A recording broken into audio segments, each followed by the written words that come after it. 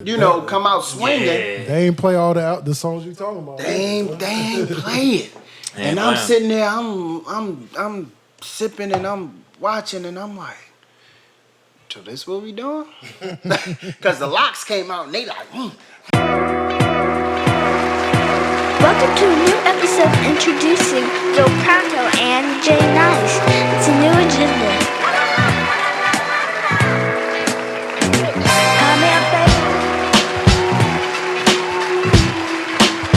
Cut that theme music, Jay Nice. Welcome back, y'all. Thank y'all for tuning in. We got another episode of New Agenda, Lifestyle Webisode. This episode is special because we got another special guest right here, my guy Rel. But before we get into his introduction, say what's up to the people, Nice. Yeah, it's your boy, Young Nice. I'm in the building. Welcome my man Rel to the show. what's up, fellas? What's up? What's up? Glad to be here. Make sure y'all click that button, subscribe, give them the information where they can follow us at Jay Nice. Make sure y'all hit us up on Instagram, New Agenda Lifestyle Podcast. You heard? Yep. So it's been a crazy week. A lot of stuff going on here. And but we wanted to bring in another special guest that could give us a little bit of insight in regards to the basketball culture and a lot of other things as well. So go ahead and tell the people your information there, Rel. Hey, what's going on, people? Thanks to my guys for having me. I'm excited to be here. Coming, man. Yeah. This is my first podcast too, so that's no this problem. is my first time. Yes, but he's actually a coach at a college. So with the recent changes in the rules and the off season and stuff like that, we felt like it was perfect timing to bring somebody on that could give us a little bit of that insight. For sure. So you want to introduce myself? Yeah. Named Terrell Harris, born and raised in Philadelphia, Pennsylvania. Live down in Maryland now, PG County. So, yeah. Gotcha. Yep. Yeah. Also, played basketball at UMES. Oh yeah. 2 sports, right? Two sports. Two-sport athlete in college. Walked on both teams. Gotcha. Actually, I played baseball my sophomore year. I pitched. I was middle relief. When the game got out of hand, coach would call me, Harris, get in the game. But mind you, baseball in college, it starts in February. Gotcha. March. Yeah. So it's cold as hell out there. Right. You know us. I'm right. in there bundled up. So I'm layered up. So he like Harris, get in the game. All right, coach, I got to take off my jacket, my sweater, my everything. So I'm peeling off layers to go get in the game. Nice. So played one season of baseball, but from my freshman year, once I entered college, I always played intramurals because intramurals is if you went to Maryland Eastern Shore, UMES, intramurals was better than the games, the actual games. Gotcha. I think that's a lot of schools. My school's the same way. The intramurals will be popping, because it might not be like your regular people up there. It's gonna be a little bit of everybody on the intramural team. Right. So.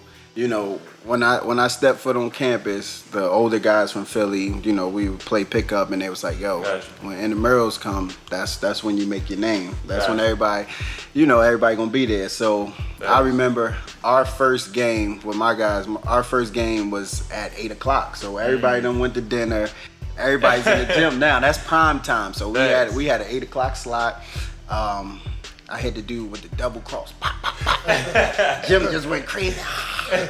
Like, yeah, he all right. That's all so, you gotta do. All you need is one. Made my name in intramurals, and then I ended up walking on the team. That's what's up. So that season, I think it was like 2004.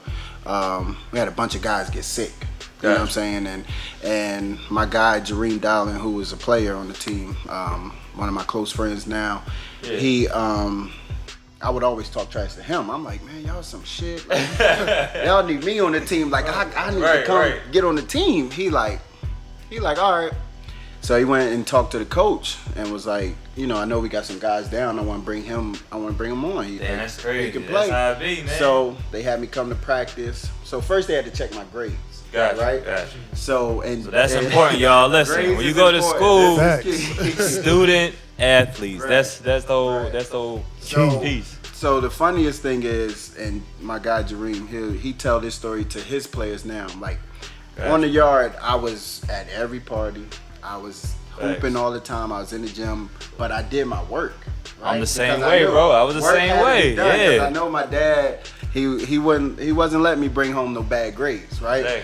Right. So when they went to pull my grades that semester, I had a 4.0. Oh, that's what's up. So he like, how the hell do you have a 4.0 and you out at everything? I'm like, I know I gotta do my schoolwork first. Right. Still gotta do in the daytime. Yeah. So they had me go to practice. Practice the whole week. So I'm guarding the best player on the team. Gotcha. One of the guards, guarding him. We going at it whole practice. So it's like, all right, you suiting up. You straight. You suiting up for the next game. Straight walk on. That's how it is. So the first game I suited up for my guys. All my guys is there. Everybody. I'm a fan favorite, right? Everybody know I'm fan favorite. Exactly. So first half I didn't get in. I wasn't expecting to get in. Look, I'm at the show now. Right. I'm good. I'm happy to be here. I'm in the layup line, get my layup. Yeah. So I ain't going the first half. Second half, my man Jareen came to me. He said, "You starting the second half, make me proud." So I looked at him like, "Damn, you got pulled." I said, "Damn, this nigga got pulled like that." Like, all right, cool. Dang. So my homies, they sitting right behind the bench. They see me take my warm up ball. It's go time. It's go time, right? So they swing me the rock. I get a kid a jab. He go for it. Boom, I go to the lane, get fouled. My guys go crazy. So I hit two free throws. For y'all that ain't been to an HBCU game, it's a little bit different than like some of the other colleges and stuff like that, because it's almost like a control and one mixtape game. You know what I'm saying? Because it could be out of hand like that. I mean, but it still be fun. It definitely be fun. Yeah. So I knocked down 2 free throws, and I was saying to myself, like, damn, that was pretty easy, right? Right. Get the ball it's again like on the reversal. Yeah. Give him a jab, go by him, get fouled again. I'm a pretty good free throw shooter. I knocked down both of those. Right. I ended up hitting a 3-2. So my guys, they going crazy. Everybody going crazy. Long story short, I played like 18, 19 minutes in the second half. Like I played damn near the whole second half, had 9 points, like 1 or 2 rebounds, something like that in the first game. So that's what's up. You know what I'm saying? So it got off to a good start. You was a member after that. Yeah, I was official after that, and then so I played the rest of that season, and then my senior season played too. So that's what's up. Yeah. So then after that, like, how'd you get into like coaching high school? Because I know you coached high school first before kind of coaching into college. So how did that come in about? I guess what high school was it too? Okay, so I got my start at Charles Herbert Flowers High School in Springdale, Maryland. Funny story with that, being in the right place at the right time. I always look at things and say everything happened for a reason. You know what I'm saying? So every Sunday I would play pickup at one of the local high schools, and that Sunday when I was leaving, I had on some Slippery Rock University gear that my former teammate Jareem sent me. So I wore that to the gym, and one of the coaches there is named Mark Edwards. He was the coach at Flowers High School. Okay. He saw me leaving with that on, and he asked, "Did you play at Slippery Rock?" And I was like, "No." One of my college teammates coached there. He gave me some gear. It's all about connections, y'all. If you don't really realize that sometimes it's not really about what you know, who you know. I mean, what you know is just who you know, and just being at the right place at the right time. For sure. Yeah. So he was like, because I coach at Flowers High School, and I got some guys that can play at that level. And I was like, that's what's up. I can, connect you guys and all that. And I was like, it's funny because I was looking to get into coaching. Anyway. Right? But I just didn't know how to do it. And he was like, well, that's funny because I was looking to add another coach. And I was like, well, I'm your guy. Timing. Yeah. I said, I'm your guy. Look no further. Right, look no further. I'm right here. So we exchanged information, and he was like, come to practice on Monday, and we'll take it from there. Gotcha. So I went to practice on Monday, and he was like, is this something you want to be a part of after the practice was over? And I was did you always kind of know, like, all right, listen, I might not play no more, but I'm going to get like into coaching because that's like something I really got a nag for, or you had a heart for, like just something you always knew you was going to do? Okay, he's like, nah, it's actually not, you know. But once I got in it, I was like, oh, this is what I'm supposed to do. This is where I'm supposed to be. But I never thought about coaching. Once I finished playing in college, I would play just to, you know, stay in shape and all that stuff.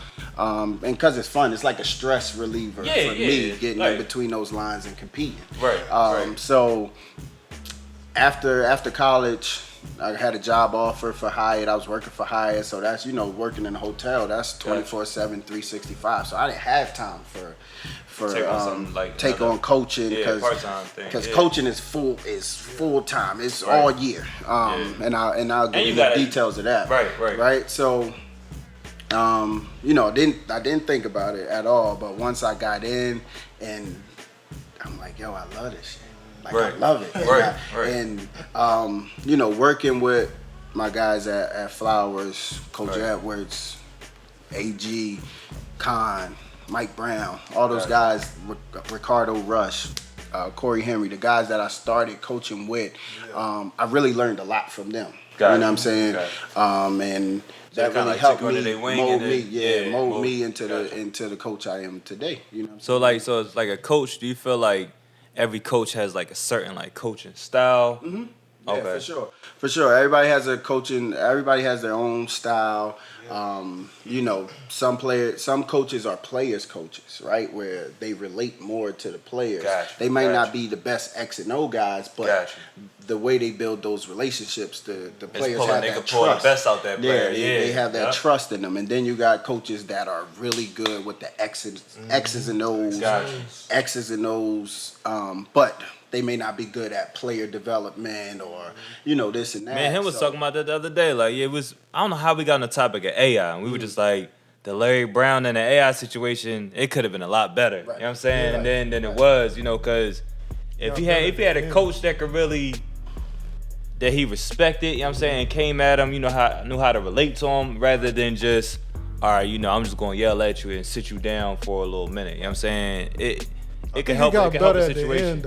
It did get better. Kind of opened up a little bit more. It did. But at the same time too, it's like you gotta be able to relate to everybody. You know what I'm saying? All walks of life if you're a coach. You know what I'm saying? Because that's part of your job too. Like if you can't relate to your players, they ain't gonna play good for you. They might be good, but they're not gonna play good for you. You know what I'm saying? Right. Yeah. That's true. Man. Yeah. But so getting into that, so I guess, do you think like some of like what the rule change was as far as like high school players or college players being able to work out certain deals to be sponsored by some of these companies to get paid? How do you think that's going to change the game for like HBCUs and like some of the smaller schools, like as we kind of saw what Master P son kind of doing? I think the NIL it's going to be a game changer because you'll have more kids, and it's a long time coming for that because you know, kids are, when you're in college and you're playing ball, you're not able to work. Right. You know, because your schedule is so. They got kids themselves sometimes. Right. It depends. Your schedule is so jam packed. Right. Like you can't do much of anything, and you got to be a student. Right. And you got to go to the gym and work on your game, and you got to watch film, and you got to weight lift. And you want a social life too. You know what I'm saying, not to say like that's not a priority, but you still got to have some type of social life to keep your head straight too. So it's like, I mean, you young, 18, 19. So I think that's a big step in the right direction. As far as HBCUs go, I think the HBCUs are still going to be behind on getting those top players until a bunch of them. It's gonna take like a year, like a freshman class to kind of go and spark it off. I'm saying, oh, I'm gonna go, and then and go, but nobody else is going. I think they gotta. I think you gotta see the benefit too. Like, so it's not gonna be like a immediate thing. They gotta see the 2 or 3 Once year. Once they go, they gotta win too. Right. When they definitely gotta win. You definitely gotta win. Yeah. But then the bigger schools are always gonna be more appealing because they have the resources. Gotcha. The HBCUs, most of them, the facilities are not, probably all of them are not at the level of a Kentucky, a Duke. If you look at some of their like basketball practice facilities and the practice dorms facilities and look all that like stuff. the Right, they're like HBCU full right. facility. So Yep. you know, that's going to be much more appealing to a kid, agree. you know, and just the rich basketball tradition for a Duke, Gotcha. you know, rather than But going I think to Eastern Shore or ultimately Howard or it's something. I think it's going to help the HBCUs. Yeah, it's always going to be that gap. You know what I'm saying? So, but I think once like the monetary portion kind of catches up, where the HBCUs can capitalize off of it now. Like for example, like them being able to bring on a company to where they putting their logo on their jersey or something, and now the school is getting some of this money and using it appropriately. Then it's going to help in the long run, but it is always going to be that gap, like you kind of saying. Take a while. It's gonna take a while, but once some of our top players, because you look at the NBA, is, you know, pretty much all African American. But once our top players start going to the HBCUs, I think you'll have more guys follow that trend. Gotcha. Of going. So to as far as kids coming out of high school and getting ready to go into college, what's some of the things that they have to do? Like, do they have to fill like certain paperwork? They have to do like certain physicals or something like so. A player coming straight out of high school, trying to go into college, don't really know the steps. What's some of the things that they need to do? First things first, you gotta make sure your grades are straight. Always. Right? You hear that, kids? Books and then basketball, because you want grades. Right. you want to use basketball to get you As to a school tool. Right. as a tool. You want to get to school for free. You don't want, the name of the game is to get to school for free. Right. So you gotta have the grades. You gotta be a student first. Yeah. You know, so that's gonna take them a long way. And I think that'll help you in the long run too. Like if you decide whether you decide to stick with basketball or decide to do something else, you know, basketball careers are short lived. So 9 times out of 10, you're not making it to the NBA, and that's almost a fact. 9.5 times. Yeah, right. 9.5 times out of 10, and if you're lucky, you might get overseas or something like that. But in the meantime, if you get in a full ride or a partial ride, whatever, take advantage of it, because then you never know what connections you're gonna meet. Like you just said, you know, that's gonna help you in your lifelong career. Right. You know? You got something to fall back on. Right. Because again, the ball is not gonna dribble forever. Exactly. Right. Exactly. It stops at some point, and you got to be able to do something else. Something what's different. next? You know. I know they have to fill out the NCAA clearinghouse stuff so they can actually be ready to play. SATs, take the ACTs too. As well as doing the FAFSA, doing the FAFSA stuff. But it's pretty much, I think that's pretty much everything right there. So do the coaches not walk you through it, but 9 times out of 10, do the coaches kind of help with that, or just more of a thing you just know they gotta do as they kind of registering for school anyway? Yeah, and their guidance counselor, high school guidance counselor, can make sure that stuff. But we definitely, tell them, hey, you need X, Y, and Z, but the high school coaches should be, should be right. A good high school coach, right? A good high school coach is gonna make sure you got all your ducks in a row, before your senior year, before you graduate. Now, when you was coaching at high school, how would you describe your coaching style? Man, my coaching style at first, I'll say, so I coached at Flowers first. I was assistant on varsity, assistant on JV. I was there for, I want to say, I think 4 or 5 years, something like that.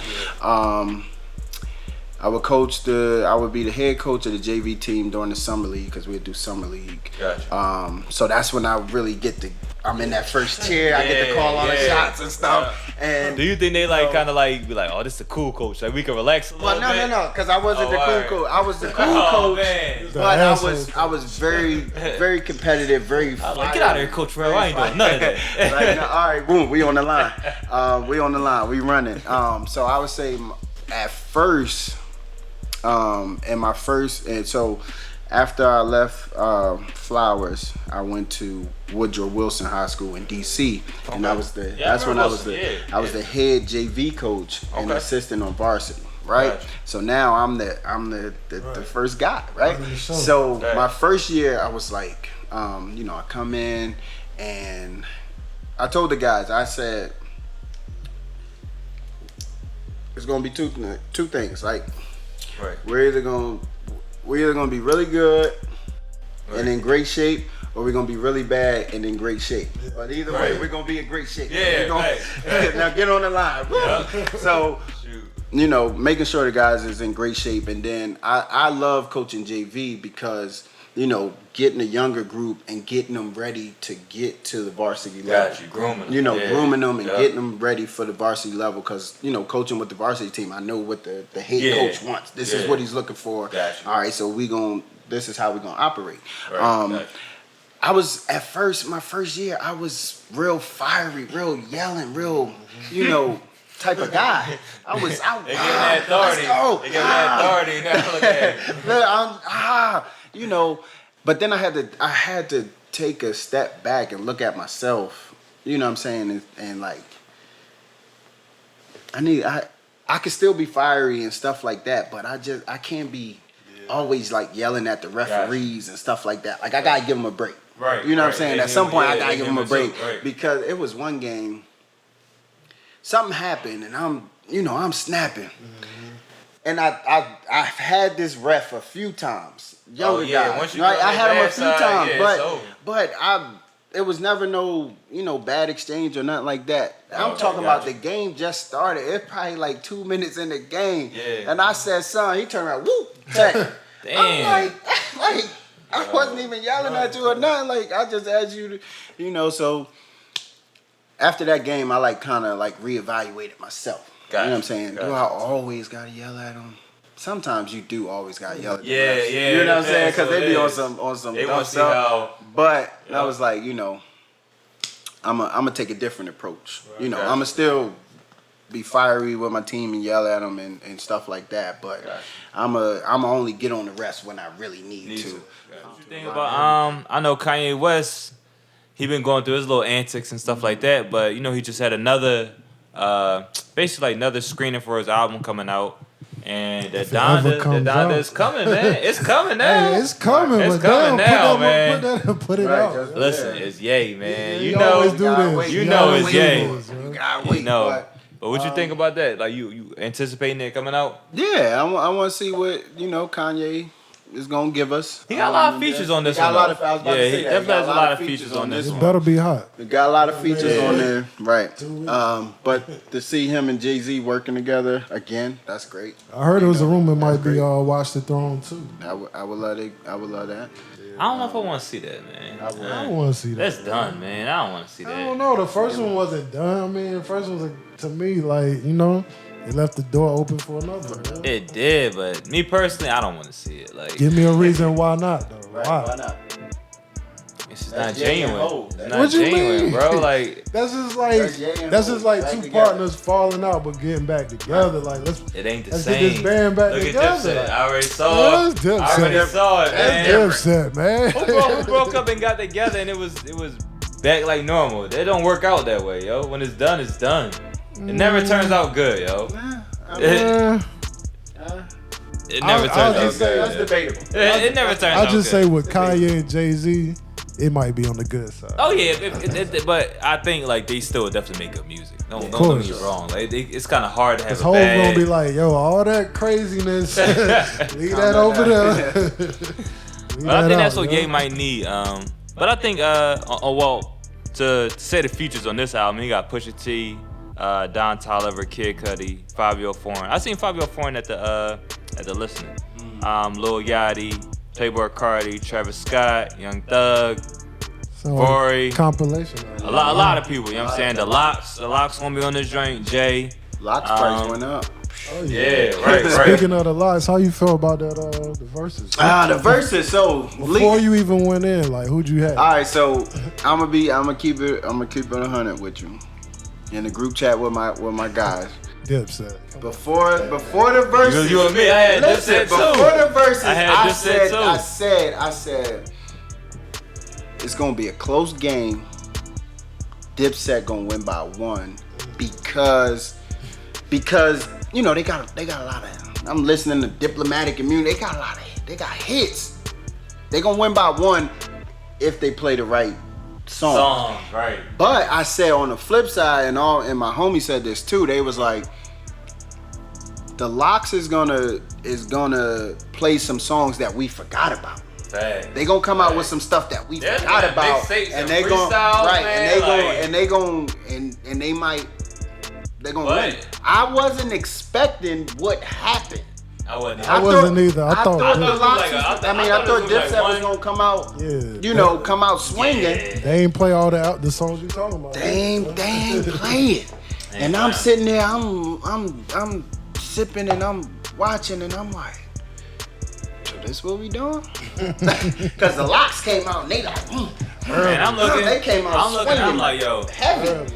Somebody turn this off. That's how I wanted to be. They came out off the break, throw the flag. throwing. Somebody turn this off, yo. I was trying to like, knock them out. Yo. And then if it wasn't the Locks, I think that shit would have turned into a fight. And then Kiss said, watch out, yo, I got this. Yo. ISO. Kiss said, was out, four down, I got this. Kiss was the deciding factor though. Like Kiss just really. Kiss done went through the shit with Fab, so right. He was ready. Yeah, he was ready. But you always gotta remember the Locks is your favorite rapper's favorite rapper. For sure. Yeah, the Locks. And Kiss put on a Game 7 performance. He just came out like. And that's what I was saying. I think like Kiss just really took it from. He brought out like the MC bag. Cause he's basically saying, listen, I can perform all these no beat if I need to. And Dipset, I don't think they had the capacity. Yeah, they ain't had the capacity to really perform theirs without them words. They had the time. But Verzuz not normally like that though. It's not. Verzuz not normally where they performing their songs. All you gotta do Verzuz is normally where they just playing the songs. But sometimes the Locks bring it to their court. Not really. But they did the same thing with Soulja Boy and Bow Wow, like concert format, which is I think is dope. That's like they're the first ones. They first ones that kind of did it that way. Yeah, it's a new format, which is great. Yeah, because now you can have people there. But as much shit Jim Jones and them talking. Yeah, you had to come. You had to come. You had to come. You had a rap group versus a group of rappers. Right? Yeah. Because you could tell that the Locks was a group. They were in sync. They knew each other's words, all that. She came in and he was supposed to come in and Styles came in and then they let Kiss do his thing and then we're like, well, we're going to give him a little break. We're going to come in, but nah, Kiss, we putting you right back in though. Like, but they had a counter for everything. Mm-hmm. When they played certain songs. What Joel said? They ain't got no songs for the ladies. How many songs they played after that was for the ladies? 5, 6 straight songs? That's Grammys. Y'all just sell Grammys. But see, that's the difference though. Like they came with like 5 or 6 songs. Normally a verse is not like that though. Normally a verse is one song. Nah, that's a different format. I know. I'm just saying. I feel like it was an even playing field because both groups knew that though. Right. Yeah. They say you get 2 minutes regardless. You get 2 minutes. But the thing is, you got to think about it. They started an hour late. True. So now the time that we had allotted for one song, we now trying to cram all this into an hour. But shit, but I think ultimately too, like the DJ too, like all they had something to play with. Like the DJ and for the Locks is probably always their DJ. They probably always do that same format. Yeah. I don't think that's what Dipset said. That's what Dipset said. They came out and they got their ass smacked. They was over there chilling. They got smacked. Yep. All right, so in regards to I guess like to the NBA, some of the trades. What you think about Russell Westbrook going to the Lakers? I think it'll probably pan out, but just looking at it initially, it's like you're bringing in another non-shooter, and that was your biggest Achilles heel last season. True. So, but the roster got older. We're bringing in all of the older guys, all the vets, but LeBron is LeBron for a reason, so he's gonna make sure that team is performing well. I know one of the questions that everybody has is about their defense. Is they're gonna be the same type of team defensively? But I think Westbrook still got that defensive mentality in him. Yeah, as long as he come back healthy. Right, as long as AD is healthy, I think they'll be fine. Gotcha. They need some shooters on the wing though. They need some shooters. But Westbrook not scared to take it over too though. Yeah, Westbrook is you got LeBron who's ball dominant. You got Westbrook who's ball dominant. Right. Well, LeBron don't mind shying out though. So that's the difference between him and like him like KD. You know what I'm He's saying? older now too, though. So He don't mind Westbrook going crazy, long as he under older. control. But he gonna be the one be like, if Westbrook, he was young LeBron, I don't slow know. down, And get under then- control. And then, Melo, he's become a really good spot up shooter. Where he go? Where he? He's at the Lakers too. He is? Yeah. Well, this is breaking news. So I ain't even know. Dwight Howard. The White Howard, Melo, Somebody else. Westbrook, Kendrick Nunn. Kendrick Nunn. Miami. Kendrick Nunn. Kendrick Nunn. Point that guard played for for Miami. He was I just on- remember the white boy Dragic. I don't remember He the was other one. on. I think he was hurt a little bit when they went to the championship, but he pretty good. Yeah. Somebody So else they got too. Yeah. They got Dwight. They got I was like, you nice when you said they should have kept McGee. They should have kept McGee to me. McGee has a really good career though. Everybody, Yeah. when you hear JaVale McGee, you think of Shaq and the Fool because he always doing some dumb shit. Right. No, I would He have got kept him. I 3 would never let him rings. go. He got Yeah. 3 rings and a gold medal. So I think when he went to the Warriors, it kind of Helped him out. Yeah. He definitely this did his championship thing. shit right here. So and Iggy is back with the Warriors. Yeah. So they got him. They They got should never let him go either. they got that unit back together. Him, Steph, Clay, and Draymond. But Iggy's steps look a little bit slow to me. Like he ain't. I Iggy think is it still was- a gamer though. I think He's it a was gamer. slow because he was in Miami. It's a whole different system, man. True. They don't need him to do too much. He's a man. he's Yeah. a player though. He's a player. But Nah, was they talking- need to they show up talking about playoff they trying time, to that's get all. Ben. They trying to get somebody, yo. They trying to get somebody else. yo. So what you think about Ben? Ben Where you think he going? nowhere right now. Nobody wants to get the Sixers. much money. The Sixers want everything. But listen, it's For him, when man. the Sixers signed that deal. I told my man, I think I told my man D, and I'm like, yo, why the Sixers give him that bag? Ball, I mean Derek. But listen. Yo, So you be around your age. right. They'd be like, whoa, coach. Come on, man. Young boy. Basketball. young Give me boy. the basketball. But yeah, man, I was like, why the Sixers give him that money? He wasn't worth that money to me in the beginning. Anyway, Right. like they should never sign him for that much. I would have never had. I would have kept Jimmy rather than give him all that big ass bag. The biggest problem with Ben Simmons is his confidence. Like that's the biggest thing. His You can't say confidence. that. It is How? because if you He look never shoot. if you look at Ben Simmons playing in the summertime, Yeah. he's Didn't He you shoot. ever watch him He at letting him LSU? go. He used to yeah, he at can LSU. shoot. He used to I ain't never seen him shoot. playing in He the used to summertime. shoot. I ain't never He seen him used to playing. shoot. But Yeah, I used to watch him. if you look, okay, the biggest difference between him and Giannis, what's the biggest difference? Giannis You think? shoot.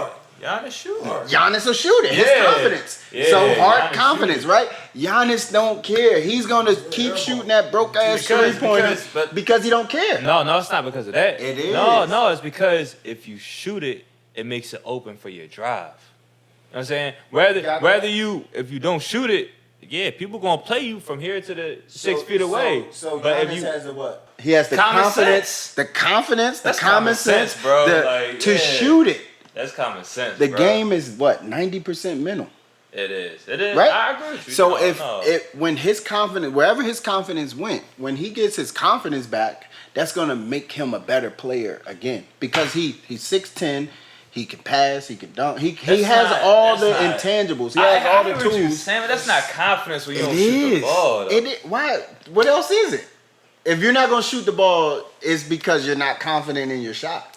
Yeah, that is true. You're worried about, You're right. I didn't miss 10. I'm gonna miss. Well, I'm gonna miss number 11 You too. done missed 10 floaters Thing anyway, too like is layups like, anyway. thing too, the playoffs expose you. Right. And it's more media and all that. So once he ain't doing that in the playoffs, you can Exactly. get away with it in the regular season.